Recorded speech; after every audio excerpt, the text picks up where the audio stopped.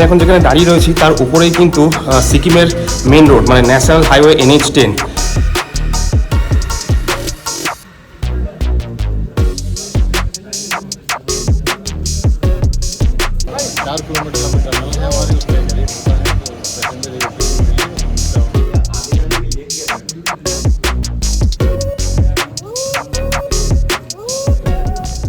এখন থেকে ঠিক 1.5 কিংবা 2 বছর তারপরে সিকিম যাওয়ার জন্য আপনাদেরকে NH10 ব্যবহার করতে হবে না।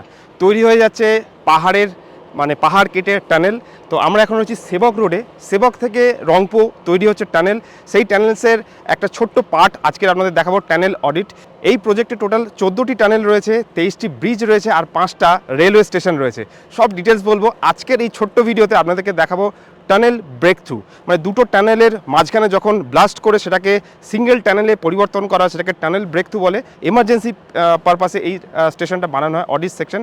সেই অডিট সেকশনের আজকের টানেল ব্রেক থ্রু আছে, সেই ব্রেক থ্রু প্রোগ্রামে আজকের নিয়ে যাব। ফার্স্ট টাইম এক্সক্লুসিভলি ইউটিউবে আমার চ্যানেল থেকে সেই ভিডিওটি আপনাদের দেখাবো। চ্যানেলটিকে অবশ্যই সাবস্ক্রাইব করে রাখুন, কারণ আজকের এই টানেল ব্রেক থ্রুর পরে আমি টানেল নিয়ে, মানে এই টানেলের রাস্তা নিয়ে, সেবক থেকে রংপুর রাস্তা নিয়ে ডিটেলস ভিডিও বানাবো, খুব ইম্পর্টেন্ট ভিডিও। তার আগে যারা এখনও আমাদের চ্যানেলটিকে সাবস্ক্রাইব করেনি অবশ্যই সাবস্ক্রাইব করে রাখুন। তো চলুন আজকের টানেল অডিটের ব্রেক থ্রুটা আপনাদের সঙ্গে শেয়ার করি, কীভাবে হয়। টানেলের ভিতরে গিয়ে আপনাদেরকে দেখাবো, আশা করছি খুব ভালো লাগবে। তো ভিডিওটি শুরু থেকে শেষ পর্যন্ত দেখতে থাকুন। আর আরেকবার, যদি আপনি এই চ্যানেলে ফার্স্ট টাইম এসে দেখেন তো চ্যানেলটিকে অবশ্যই সাবস্ক্রাইব করে রাখুন। ঠিক NH10-এর পাশে ডান দিকেই ফার্স্ট হলো আপনার টানেল অডিট। তো দেখুন এই টানেলটা কিন্তু অন্য টানেল থেকে একটু আলাদা। কেন আলাদা সেটা ভেতরে গিয়ে বলছি। আর এখান দিয়ে আমরা নিচে যাব। তো টানেল যেটা রয়েছে সেটা নিচের দিকে রয়েছে। এটা টানেল আডিটের গেটওয়ে, মানে এখান থেকেই প্রবেশ করতে হবে। আর আমরা যেখানে দাঁড়িয়ে রয়েছি তার পাশেই কিন্তু তিস্তা নদী আর সামনেই করোনেশন ব্রিজ। তো টানেল এডিট থেকে যে ভিউটা আমরা দেখতে পাই, খুব অসাধারণ ভিউ। প্রত্যেকবারে আমি এসে এখান থেকে ছবি না তুলে যাই না। আজকে স্পেশাল পারপাসে আমরা এখানে এসেছি। আজকের টানেল অডিটের টানেল ব্রেক থ্রু রয়েছে। এর একটা ডিফারেন্ট প্রসেস। আমিও ফার্স্ট টাইম এরকম একটা ব্রেক থ্রু ইভেন্টে জয়েন করছি। তো এখানে দেখুন, congratulations for breaking through of tunnel audit. আজকের এই টানেল অডিটের সামনে সব অফিসাররা এসেছেন। বেসিক্যালি যারা ইরকনের অফিসার তারা তো সবাই এখানে উপস্থিত রয়েছেন। তো একটু পরে আমরা টানেলের ভেতরে যাব, কারণ অ্যাকচুয়ালি যে ব্লাস্টিংটা হবে সেটা টানেলের ভেতরে হবে। ব্লাস্টিং হওয়ার আগে আমরা টানেলের ভেতরে একবার যাব। তো আস্তে আস্তে আমরা দেখুন টানেলের ভেতরে এর আগেও 2-1 বার গেছি, কিন্তু এতটা ভেতরে আমি টানেলে কোনো দিন প্রবেশ করিনি। তো ফার্স্ট টাইম টানেলের ভেতরে যাব। তো দেখে নিই টানেলের ভেতরটা ঠিক এক্স্যাক্ট কেমন লাগে। তো আমি এখন রয়েছি টানেলের একদম ভিতরে। এটা কিন্তু টানেল আডিট। এটা একটু ডিফারেন্ট টানেল, এটা স্পেশাল পারপাসে বানানো হয়েছে। তো এখনও টানেলের কাজ অনেকটা বাকি, তাও অফিসিয়ালি এটাকে আজকের ব্রেক থ্রু করা হচ্ছে। তো অলরেডি সবাই কিন্তু ভেতরে চলে গেছেন, আমি আস্তে আস্তে যাবো। দেখতে পাচ্ছেন বেশ ফার্স্ট টাইম আমি টানেলের ভেতরে এলাম। এর আগে অফিসে অনেকবার ভিজিট করেছি, বাট ফার্স্ট টাইম টানেলের ভেতরে এলাম। আপনাদেরকেও দেখাবো সেই ব্রেক থ্রু ইভেন্টটা। অলরেডি ইরকনের সব অফিসাররা কিন্তু চলে গেছেন। তো চলুন ভেতরে যাই, আর সেখান থেকে কেমন লাগে টানেলটা আপনাদেরকে করে দেয়। তো টানেলের ভেতরটা দেখুন, পুরো পাহাড় কেটে তারপর স্টিল জ্যাকেটিং করে তারপর কংক্রিট দেওয়া হয়েছে, যাতে করে উপর থেকে পাহাড় ধসে না পড়ে। আর এখানে বেশ কিছু পাইপ লাইন্স রয়েছে, যেটা দিয়ে কোনো গ্যাস বা অনেক সময় অক্সিজেনেরও প্রয়োজন হতে পারে, সেটার জন্য এই পাইপ লাইন্সগুলো রয়েছে। আর এই গেট দিয়ে আমরা প্রবেশ করেছি। দেখুন এখান থেকে জাস্ট আলোটুকুই দেখা যাচ্ছে। আর আমরা পিছন দিকে যাব। তো আরেকটু এগোলেই কিন্তু এখানেই এই টানেলের শেষ, এখানেই ব্লাস্টিংটা হবে। তো ব্লাস্টিংটা বাইরের থেকে অপারেট করা হবে। তো চলুন বাইরের দিকে যাই, আবার ব্লাস্টিংয়ের পরে আবার আমরা টানেলের মধ্যে চলে আসবো। তো আমরা এতক্ষণ টানেলের ভেতরে ছিলাম, এবারে টানেলের ব্রেক থ্রু হবে, মানে ভেতরে যেরকম ব্লাস্টিংয়ের মাধ্যমে পাহাড় ফাটানো হয়, সেই ব্লাস্টিংটা হবে। সেই সেরিমনির জন্যই আজকে আমরা এসেছি। তো টানেল থেকে বেরিয়ে ব্রেক থ্রু প্রোগ্রাম, মানে সেই ব্লাস্টিংটা শুনবো।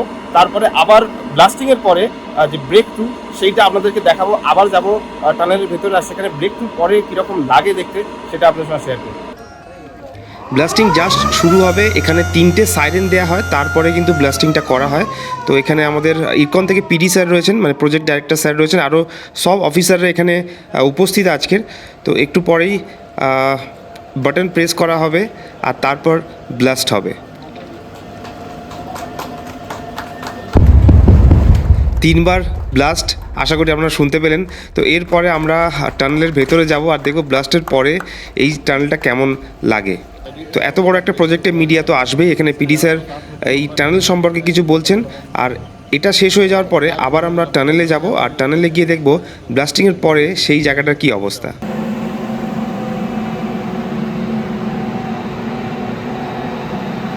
তো দেখুন ওপরে যে পাইপস রয়েছে, ব্লাস্টিংয়ের পরে যে ধোঁয়াটা বেরোয় এই পাইপ দিয়ে কিন্তু ধোঁয়া বের করা হয়। আর অক্সিজেনের ব্যবস্থা রয়েছে, কারণ এখানে ভেতরে এলে আপনার একটু শ্বাসকষ্ট হতে পারে। তো ব্লাস্টিংয়ের পরে দেখবো জায়গাটা কেমন লাগছে।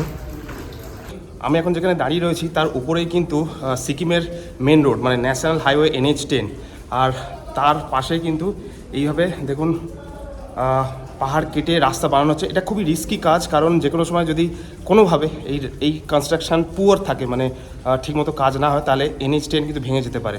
তো খুব সুন্দরভাবে, খুব মানে স্ট্রাকচারাল ওয়েতে এই টানেলটি তৈরি করা হয়েছে। তো এখান থেকে আমরা যাব যেখানে অ্যাকচুয়ালি ব্লাস্টের পরে সেই টানেলের কী কন্ডিশন সেটা দেখার জন্য। আর তার আগে দেখুন টানেলটার পুরোটাই আপনাকে ঘুরিয়ে দেখালাম। আর এখান থেকে আমরা সেই জায়গায় যাব যেখানে ব্লাস্টিং পয়েন্ট, সেখানে গিয়ে সেখানে যে সেলিব্রেশন চলছে সেটা আপনাদের সঙ্গে শেয়ার করব। তো দেখুন ব্লাস্টিংয়ের পরে পাথরগুলো গুঁড়ো গুঁড়ো হয়ে পড়ে রয়েছে। তো একটু আগে যখন এসেছিলাম এখান থেকে আর কিছু দেখা যাচ্ছিল না। তো দুটো টানেল কিন্তু কানেক্ট হয়েছে আফটার ব্লাস্টিং। দেখতেই পাচ্ছেন মাঝখানে যে দেওয়ালটা ছিল সেটাকে ভেঙে ফেলা হয়েছে, তারপরে দুটো টানেল কিন্তু একসাথে মিশেছে। এখানে চলছে প্রেস কনফারেন্স। তো খুব ভালো লাগলো, একটা ইন্ডিয়ার কাছে একটা বড় চ্যালেঞ্জ এরকম একটা রাস্তা বানানো এখান থেকে। এই যে উপরে দেখাবো কাজটা হচ্ছে, টানেল খোঁড়ার কাজ চলছে, পাশাপাশি যতটা করে খোঁড়া হচ্ছে সেই এলাকাগুলোকে কনস্ট্রাকশন করে কার্যত সিমেন্টের চাঙড়ে মুড়ে দেওয়া হচ্ছে। আর টানেল থেকে বেরোনোর আগে আপনাদেরকে একটা ছোট্ট ইনফরমেশন দিই, যে টানেলের কাজ দেখছেন যে কংক্রিট তৈরি হচ্ছে, তার কিন্তু 70 to 80% র্যামকো সিমেন্ট দিয়ে, যেখানে this my job to provide the cement. আর র্যামকো সিমেন্ট ডোমেস্টিকে হয়তো অতটা আপনারা ব্যবহার করেন না, কিন্তু গভর্নমেন্ট সেক্টরে মানে এইরকম বড় রিস্কি প্রজেক্টে কিন্তু Ramco cement one of the best cement in this category. ছোট্ট অ্যাডভার্টাইজমেন্ট ছিল, যদি এরপরে আপনার বাড়ি তৈরির জন্য র্যামকো সিমেন্টের জন্য কেউ অ্যাপ্রোচ করে তো না অবশ্যই বলবেন না, কারণ র্যামকো সিমেন্ট কিন্তু one of the best in this kind of construction. প্রথমবার এক্সক্লুসিভলি আমাদের চ্যানেলে ইউটিউবে সেবকের রেল প্রজেক্ট নিয়ে ডিটেলসে আপনাদেরকে বললাম। এর থেকেও বেশি ডিটেলস নিয়ে পরের ভিডিওটা বানাবো। পরের ভিডিওতে প্রত্যেকটা টানেলের কাজ কত দূর হয়েছে, এক্স্যাক্ট কতদিন পরে আমরা এই টানেলের রেল চলাচল দেখতে পাবো, তা নিয়ে পুরো ডিটেলস ভিডিও বানাবো। আর চ্যানেলটিকে অবশ্যই সাবস্ক্রাইব করে রাখবেন। আর ভিডিওটি শেষ করার আগে বাড়ি তৈরির জন্য র্যামকো সিমেন্ট অবশ্যই ব্যবহার করবেন, কারণ 60% কিন্তু রেলওয়ে টানেলের র্যামকো সিমেন্টই আমরা সাপ্লাই করেছি। পরের ভিডিওতে খুব শীঘ্রই আবার আপনাদের সঙ্গে দেখা হবে। Till then stay tuned with Metro Life for you.